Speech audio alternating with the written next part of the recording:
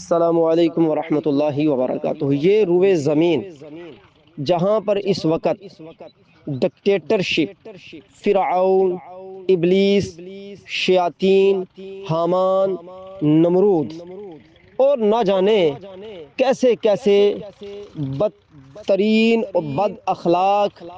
دنیا کے بے ایمان لوگ غالب ہیں، جن کا مقصد کبھی عوام پر ٹیکسوں کے پہاڑ گرا کر انہیں ذلیل و خوار رسوا کرنا،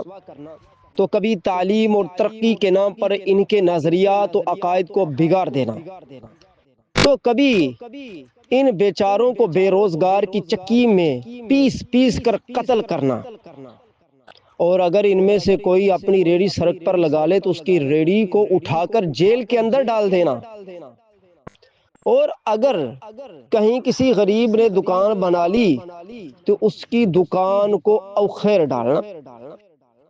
تاکہ بے روزگاری اس قدر عام ہو کہ بھوک پیاس افلاس میں یہ لوگ بل بلاتے ہوئے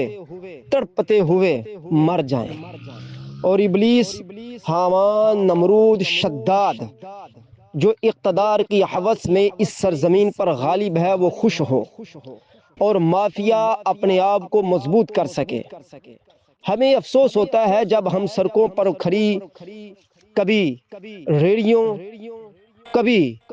دکانوں کو پامال ہوتے ہوئے دیکھتے ہیں، تو کبھی سال کے بعد جب عید الاضحیٰ کا موقع آتا ہے تو لوگ بیچارے اپنے بکروں جن پر انہوں نے سالہ سال سے محنتیں کی ہوتی ہیں انہیں لا کر سڑک پر کھڑا کرتے ہیں، تاکہ کوئی مسافر آنے جانے والا یا جسے ضرورت ہو وہ مجھے کہاں تلاش کرے گا، میں سڑک پر آ جاتا ہوں، لوگ یہاں پر آ کر جانور پسند کر لیں، تو مافیا سٹائل لوگ اس کو پکڑ کر جیل کے اندر ڈال دیتے ہیں۔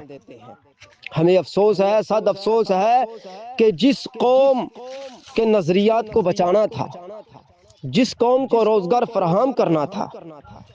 جن کے لیے حضور صلی اللہ علیہ وسلم کا فرمان ہے کہ جس نے میری امت کو ذلیل و رسوا کیا اللہ ان کو ذلیل و رسوا فرمائے گا، وہ رحمت للعالمین جن کے نام پر یہ کانفرنسیں کریں اور ووٹ لینے کے لیے اسلام اور دین کا استعمال کریں، ایسے بدترین بد اخلاق لٹیروں سے ہم یہ کہنا چاہتے ہیں کہ غریب کو جینے دو، ایسا نہیں تو اللہ کی بارگاہ میں ہماری دعا ہے کہ اللہ تمہیں تباہ و برباد فرمائے،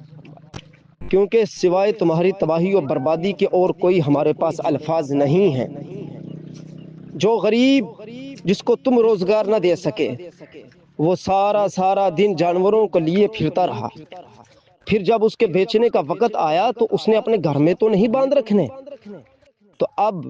یہودی ٹٹو وہاں پر بھی پہنچے اور اس غریب کا کھانا پینا بند کر دیا۔ ہائے افسوس، صد افسوس،